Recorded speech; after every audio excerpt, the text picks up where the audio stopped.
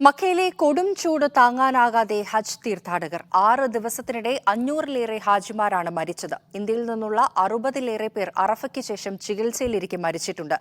സമീപകാല ചരിത്രത്തിലെ റെക്കോർഡ് ചൂടാണ് ഇത്തവണ അനുഭവപ്പെട്ടിട്ടുള്ളത്. മാത്രമല്ല, അറഫയിലും മിനായിലും ചൂട് ഹാജിമാരെയും തളർത്തി. വരും ദിനങ്ങളിലും ചൂട് ശക്തമായിട്ട് തുടരും എന്നുള്ളതാണ് മുന്നറിയിപ്പുകൾ.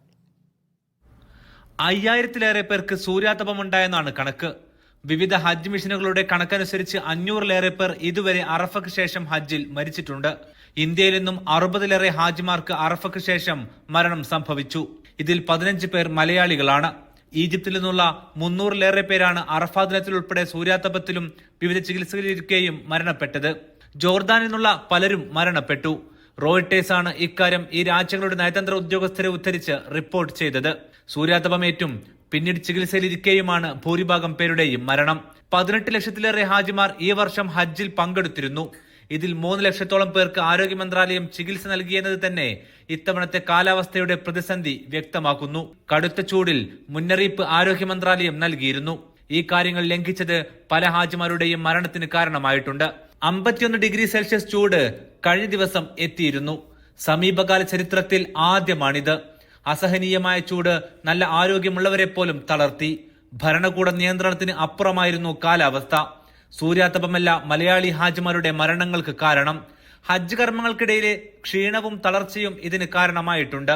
മലയാളി ഹാജിമാർക്ക് വെയിലിൽ പുറത്തിറങ്ങരുതെന്ന നിർദ്ദേശം കർശനമായി നേരത്തെ തന്നെ നൽകിയിരുന്നു. ഇത് അറഫയിൽ ഉൾപ്പെടെ ഗുണമായി. എന്നാൽ നിർദ്ദേശം ലംഘിച്ച് അറഫയ്ക്ക് ശേഷം നേരിട്ട് ഹറമിലേക്ക് തവാഫിന് പോയ പലരെയും കാണാതായി. ചിലരെ ആശുപത്രിയിലാണ് കണ്ടെത്തിയത്. മറ്റുള്ളവർ തിരികെ എത്തി. അറഫയുടെ മുമ്പും മുസ്ദലിഫ ദിനത്തിലും ഹാജിമാർക്ക് ഉറക്കം നഷ്ടമാകും. ഈ കാരണത്താലാണ് വിശ്രമിച്ച ശേഷമേ ഹറമിലേക്ക് പോകാവൂ എന്ന നിർദ്ദേശം ഇറക്കുന്നത്. ഇത് ലംഘിച്ചു പോകുന്നവർ തിരക്കുകളിൽ വഴിതെറ്റും. പലരും തൊട്ടടുത്ത ദിനമാണ് തമ്പുകളിൽ തിരിച്ചെത്തിയത്. ഇനിയും കണ്ടെത്താൻ ബാക്കിയുള്ളവരുമുണ്ട്. ഇവർക്കായി ആശുപത്രികളിലും മറ്റും തിരച്ചിൽ തുടരുകയാണ്. മിനാ താമസം കഴിഞ്ഞതിനാൽ ഇനി ഹാജിമാരെ പെട്ടെന്ന് കണ്ടെത്താനാകുമെന്നാണ് പ്രതീക്ഷ. ഹജ്ജിൽ പങ്കെടുക്കുന്നതിൽ നല്ലൊരു പങ്കും പ്രായം കൂടുതലുള്ളവരാണ്. ഇതാണ് മരണസംഖ്യ വർദ്ധിക്കാനുള്ള മറ്റൊരു കാരണം. ഇവർക്ക് ചൂട് കൂടി എത്തിയതോടെ താങ്ങാനായില്ല. സാധാരണ ഹജ്ജിൽ പ്രതീക്ഷിക്കുന്ന പകർച്ചപ്പനികളോ മറ്റോ ഇത്തവണ ഉണ്ടായില്ലെന്നത് ശ്രദ്ധേയമാണ്. ഇത് ആരോഗ്യ മന്ത്രാലയത്തിന്റെ ജാഗ്രതയുടെ ഫലമായിരുന്നു. വരും ദിനങ്ങളിലും പക്ഷേ ചൂട് കൂടും. ഇത് നേരിടാനുള്ള നിർദ്ദേശങ്ങൾ മന്ത്രാലയം തുടരെ നൽകുന്നുണ്ട്. Aftabur Rahman, media 1, Mecca.